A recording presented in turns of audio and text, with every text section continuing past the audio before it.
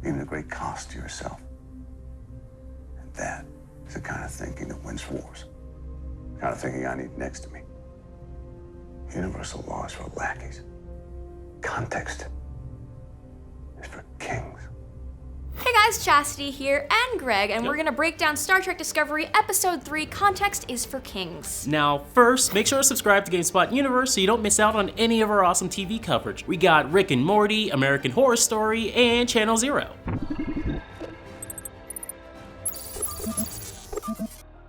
First up, a quick recap. The USS Discovery has arrived, and everyone hates Michael Burnham. She's Starfleet's first mutineer.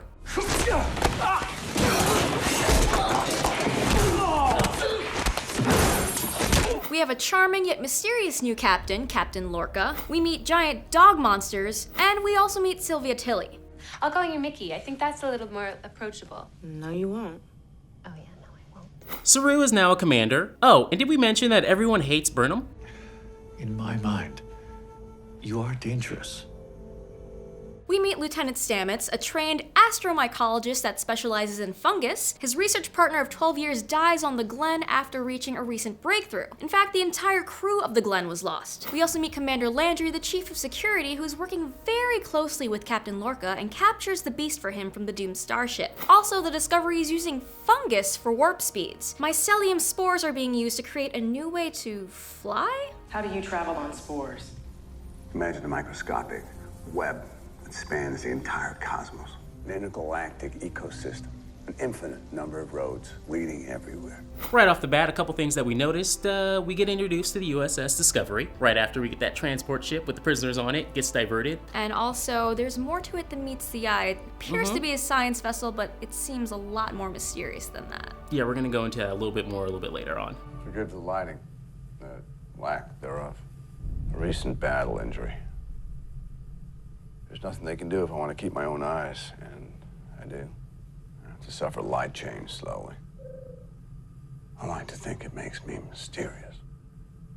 Okay, let's talk about the new captain. So he's played by Jason Isaacs, who we know as Lucius Malfoy, of course. So Yes. Captain Lorca is a very interesting character, wouldn't you say?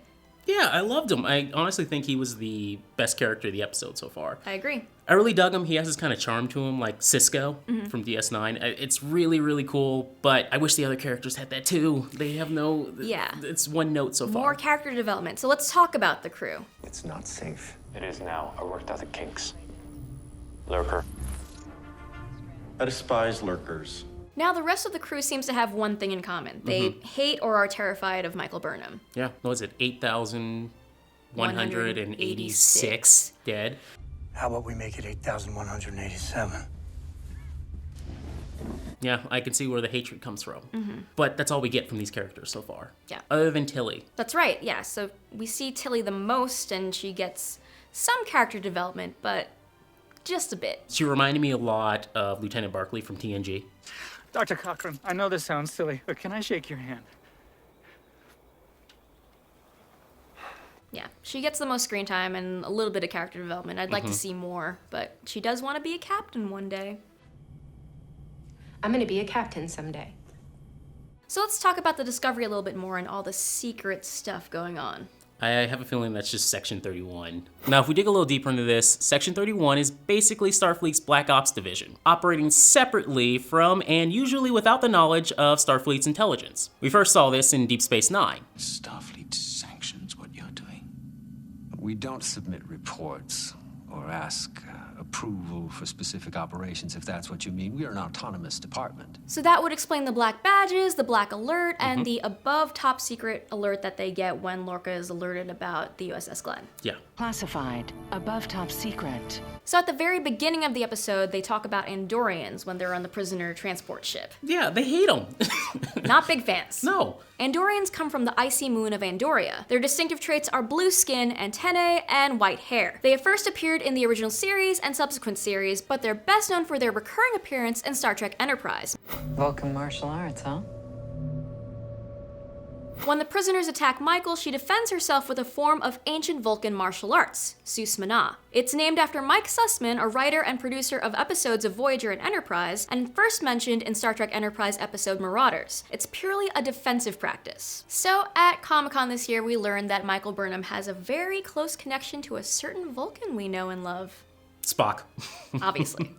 I was waiting on this scene for a while, see how long it would take him to actually, acknowledge him. It's so weird that she has these fond memories, yet Spock, not a single thing about Burnham. Hasn't said a thing about Nothing. Michael. Nothing in the past. Sister? What sister? Sometimes down is up. Sometimes up is down. Sometimes when you're lost, you're found. What was her name? Amanda. Okay, so let's talk about our favorite moment of this episode. I think we both agreed that we love the sequence on the USS Glenn the most. Yeah, I can't stress enough how good this show looks. It's better than the movies at some points. It really is. I'm just completely floored by how good the sets look and just, oh my god, just like going back to the last two episodes before this too, just like those space battles and just everything. I thought they blew the budget on the first two episodes, and these were gonna be like, okay, mid-tier, more into Enterprise level. No. No. Is he shushing you?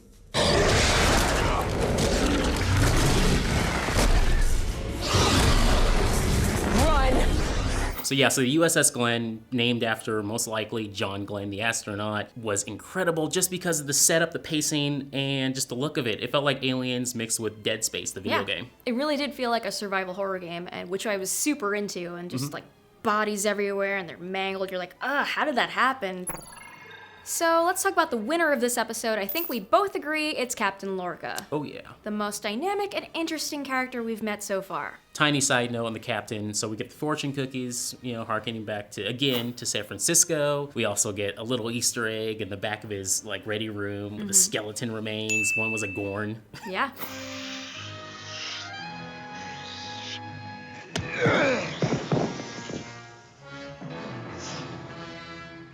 And also, if you noticed, on the captain's desk, there's a tribble. Yeah, but just straight up fan service. Just a tribble right there. It makes no sense why you would have such a dangerous...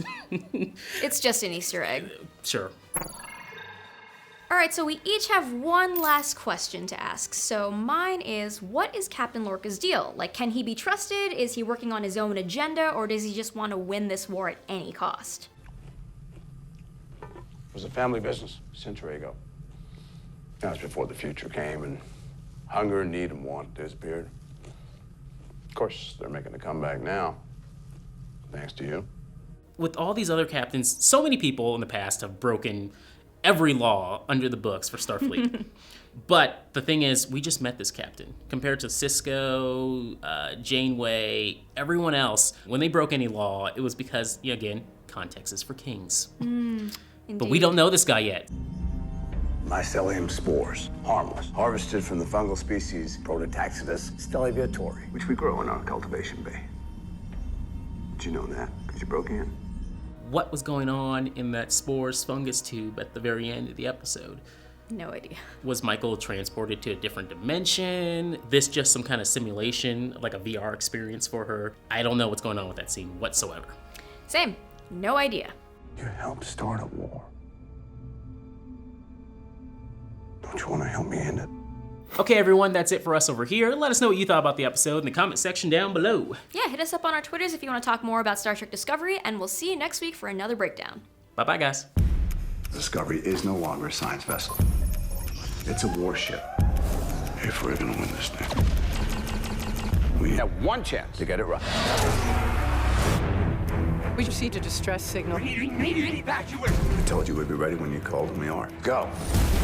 Open containment plan's not a good idea. Collision is imminent. Shields up. I'm sorry.